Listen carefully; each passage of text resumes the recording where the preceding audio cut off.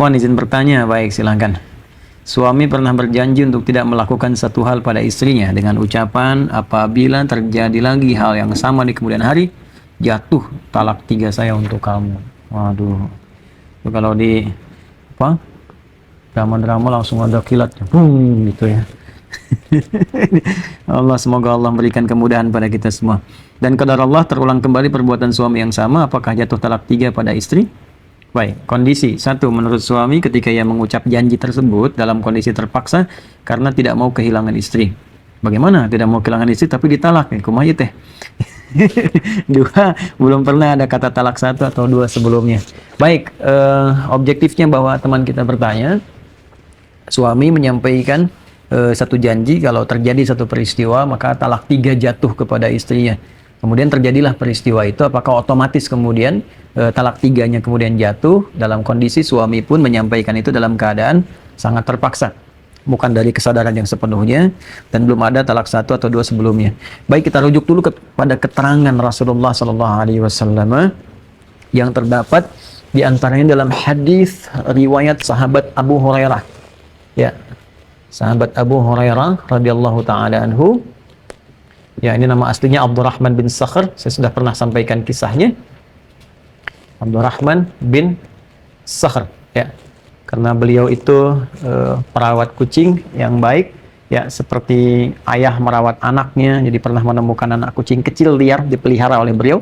Anak kucing kecil liar disebut Hurairah dan dipelihara oleh beliau, ya, seperti ayah memelihara anak. Sampai dibawa, dimasukin jubahnya, malam-malam diselimutin, disuapin kalau lapar. Sampai kemudian dalam perjalanan ada dikisahkan satu masa bertemu dengan Nabi SAW. Lalu anak kucing kecil itu keluar dan Nabi mengatakan, "Anta Abu Hurairah." Kamu bapaknya anak kucing kecil. Jadi merawat anak kucing seperti ayah peduli pada anak. Dari situlah kemudian populer dengan sebutan Abu Hurairah. Beliau meriwayatkan hadis dari Nabi SAW. Dan ini nanti akan dikutip oleh beberapa imam-imam ahli hadis, di antaranya ada Imam At-Tirmidzi. Ya, Imam At-Tirmidzi ini nama aslinya Muhammad, tumbuh berkembang di Tirmidzi, dikenal dengan At-Tirmidzi. Nah, di kitab beliau Sunan At-Tirmidzi, beliau menyampaikan riwayat ini nomor hadis 1184. Ya, nanti bisa dicek. Thalathun, langsung saja. Qala Rasulullah SAW. Saya izin bergeser sedikit untuk memudahkan penulisan.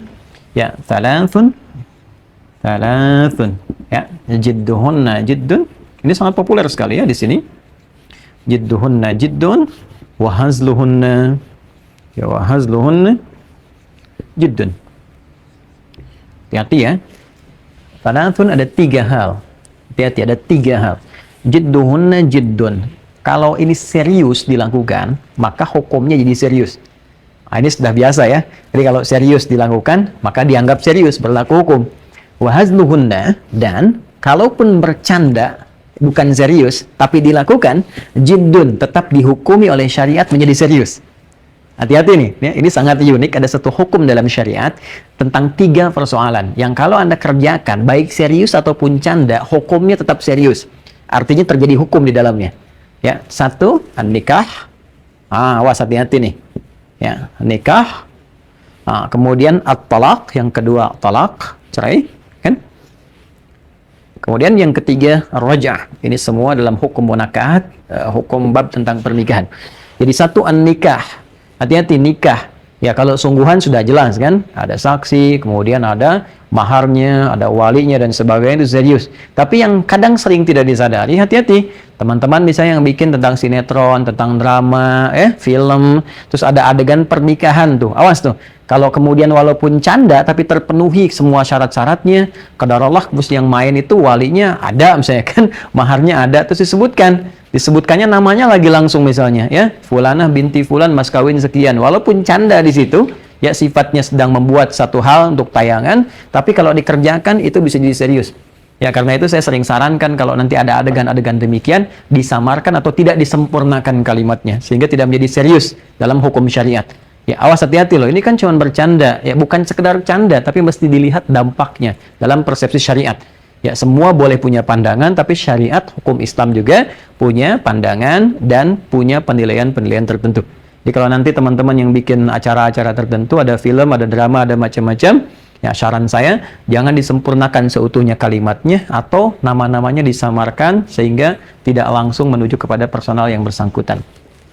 Kemudian dan termasuk ini canda nih ya, misalnya sama bapak si fulan, antum kenalan ya sama kawan ya kan, terus anak kamu nih masya Allah ya kalau jadi nih gitu, saya bener nih ya saya kayak nikahkan kamu nih dengan putri saya, mas kawin sekian, jadi saya terima nikahnya, itu jadi tuh.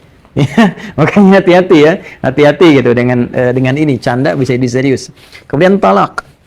Nah, talak juga hati-hati supaya tidak main-main. Kenapa syariat memperlakukan ketat pada hukum talak sehingga ada perlindungan kepada istri sehingga suami nggak main-main ya mempermainkan rumah tangga misalnya. Nanti ada konsep yang menekankan kepada perlindungan istri, ada konsep penghormatan kepada suami sehingga ada keadilan di dalamnya.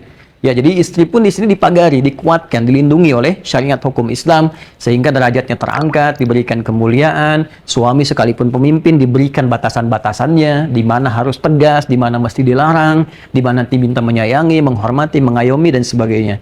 Termasuk dalam persoalan ini tentang talak, ya, tentang cerai atau talak. Di sini sangat ketat dalam hukum Islam, tidak boleh ada main-main.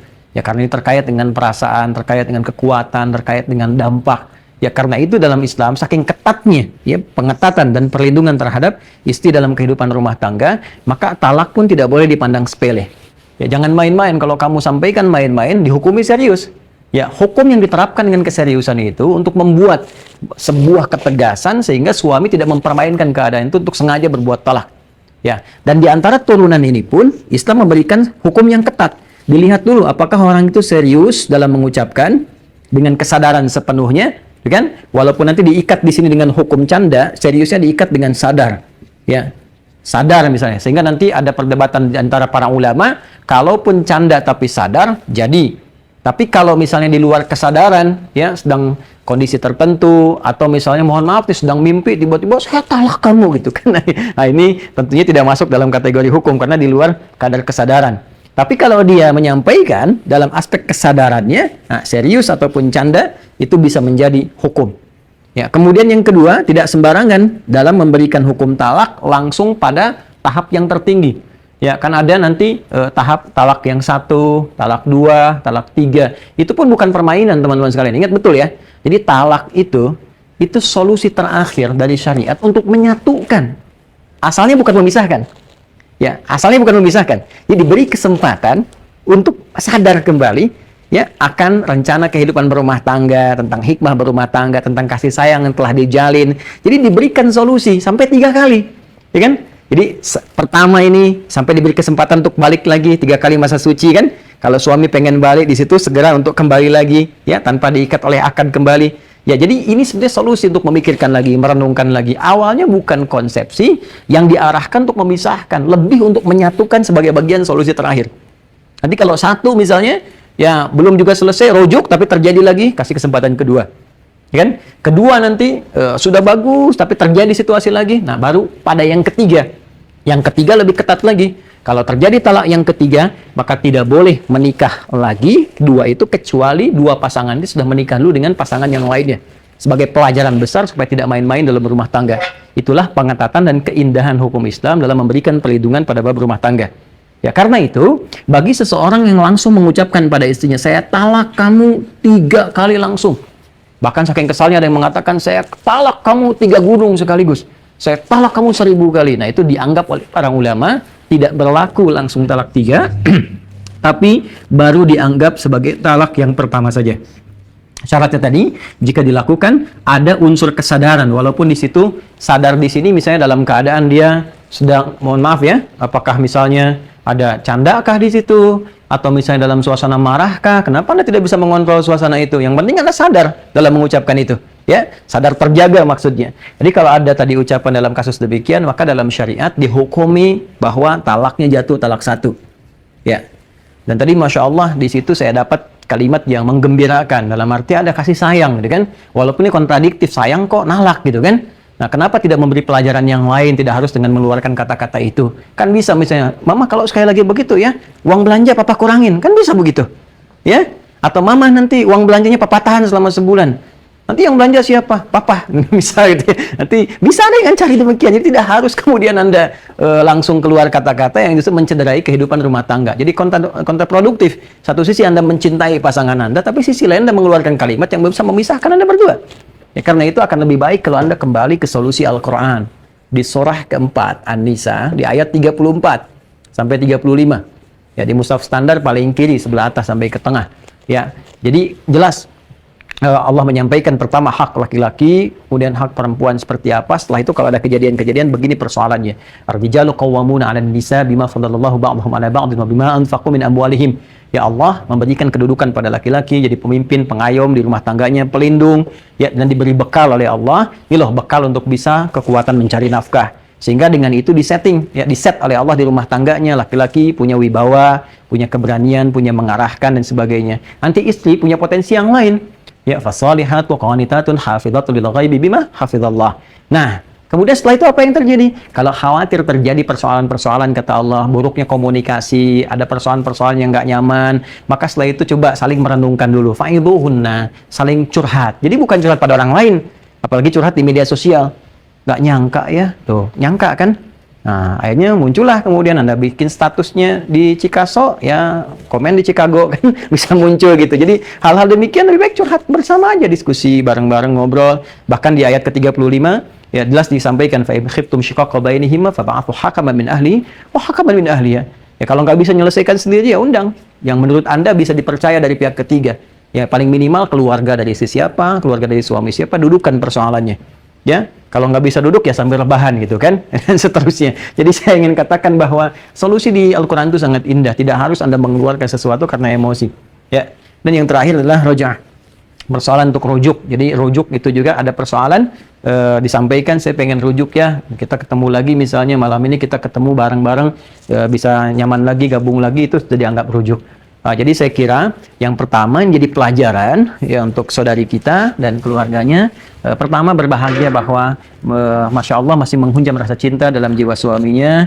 Mudah-mudahan dijaga oleh Allah Subhanahu Wa Taala, diberkahi kehidupan rumah tangganya dan tidak bermain-main untuk mengeluarkan kata-kata yang berdampak serius. Yang kedua, ini jadi wahana untuk introspeksi, disadari bahwa tidak ada yang sempurna. Ya, istri pasti ada kekurangan, suami juga demikian. Jadi semua saling mengoreksi. Kalau ada kekurangan, tandanya Anda manusia. Ya, karena cuma malaikat makhluk yang diciptakan oleh Allah sempurna dalam konteks tidak ada berbuat maksiat. La ya'sunallaha ma amarahum wa yaf'aluna ma yu'marun. Malaikat tidak punya bakat untuk melanggar ketentuan Allah dan selalu mengerjakan sesuai dengan tupoksinya. Jadi malaikat tak pernah maksiat. Nggak pernah dengar kan malaikat Jibril korupsi ayat misalnya, kan nggak ada. Atau malaikat maut salah cabut nyawa, kan nggak mungkin gitu ya. Jadi malaikat yang sempurna. Jadi kalau misalnya suami pengen yang sempurna, ya nikah sana sama malaikat Jibril, malaikat maut, kan nggak mungkin. Karena malaikat itu sempurna, tapi sifatnya tidak ada nafsu, ya, dan tidak seperti kita. Maka kalau manusia berbuat salah, ini menunjukkan kemanusiaannya. Karena itu dia disebut insan, disebutkan 65 kali dalam Al-Quran. Salah satunya terambil dari kata nisyan, yang artinya lupa. Nisyan itu lupa, dari kata nasya. Saya lupa, nasitu. Saya salah, nasitu. Ya, kami lupa, itu nasina. Ya, kami lupa, nasina. Nah, lupa kadang-kadang itu bisa mengarahkan pada salah. Ya, salah itu akhto'a. Saya salah, akhto'tu. Ya, kami salah, kita salah, akhto'na. Baik, jadi kalau kita sering berdoa di Al-Baqarah ayat 286, Rabbana la tu'akhidna inna sina au akhtana. Ya Allah, mohon jangan hukum kami kalau kami lupa, dan dengan lupa itu menyebabkan salah. Ya, orang kan tahu kalau korupsi itu salah kan, cuman saat korupsi lupa gitu. Ya kan? Orang kan tahu mencela itu salah, cuman saat mencela lupa. Dan lupanya kalau dipelihara itu menyalahkan atau mengarahkan kepada kesalahan yang sifatnya lebih berbahaya. Saya kira itu untuk yang pertama bagi saudari kita. Semoga Allah senantiasa menjaga kehidupan rumah tangganya, menyatukan dalam kebaikan, dan mengumpulkan kembali sampai kembali kepada Allah Subhanahu Wa Taala dalam kebahagiaan terbaik, insya Allah. Amin. Dan tidak cukup dengan amin, ya, amalkan dulu, dan insya Allah ada di situ bimbingan-bimbingan yang baik. Allah Taala alam bisawab.